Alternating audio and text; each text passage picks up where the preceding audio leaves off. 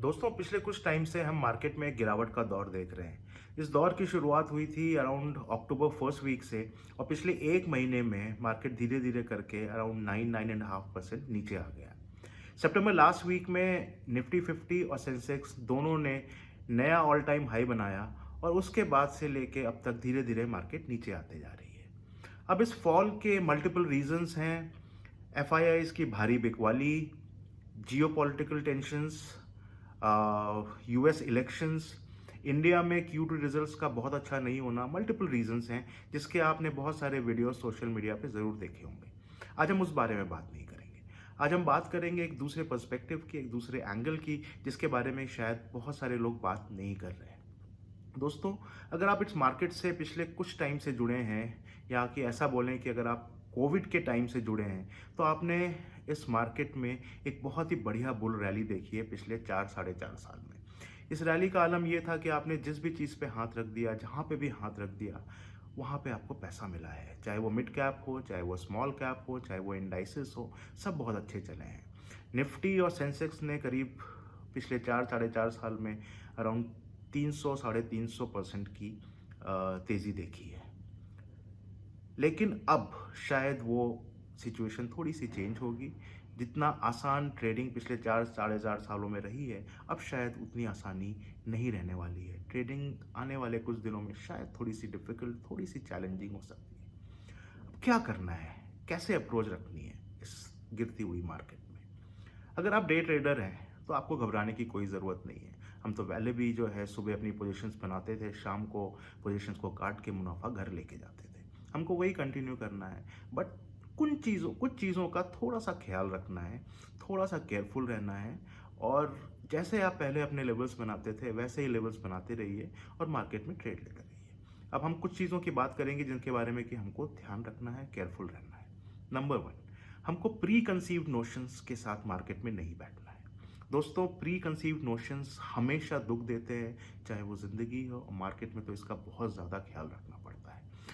हमको रोज़ का रोज़ चार्ट को देखना है, लेवल्स ड्रॉ करने हैं और मार्केट का रुख जिस तरफ है उसी तरफ हमको अपनी पोजीशन बनानी है और मुनाफे को घर लेके जाना है। नंबर दो, पोजीशन साइजिंग। पोजीशन साइजिंग तो वैसे भी ट्रेडिंग में बहुत इंपॉर्टेंट होती है, लेकिन इस दौर में हमको इसका कुछ ज़्यादा ही ख्याल रखना होगा। और हमको ये भी ध्यान रखना होगा कि हम अपनी पोजीशंस को ओवरनाइट कैरी ना करें। आप सुबह पोजीशन बनाइए, उसको दिन रहते ही काटिए और मुनाफा घर को लेके जाइए। एक और चीज़ जिसका कि हमको ध्यान रखना होगा वो है ओवर ट्रेडिंग से बचना होगा। ओवर ट्रेडिंग सारे डे ट्रेडर्स का सबसे बड़ा दुश्मन होता है। ज़्यादातर जो लोग लॉस खाते हैं वो सिर्फ और सिर्फ ओवर ट्रेडिंग की वजह से ही खाते हैं।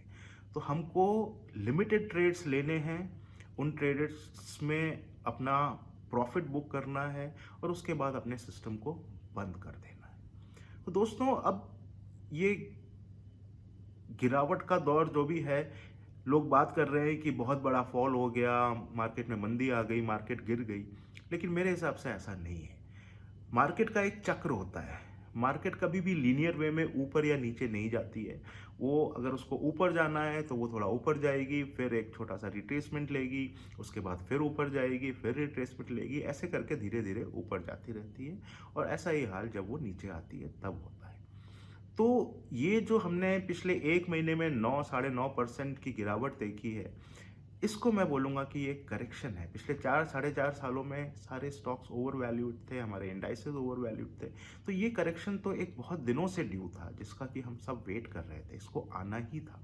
अभी हमने 9 साढ़े 9% का करेक्शन देखा है। हो सकता है आने वाले कुछ दिनों में ये 10%, 12% या 15% तक भी चले जाए।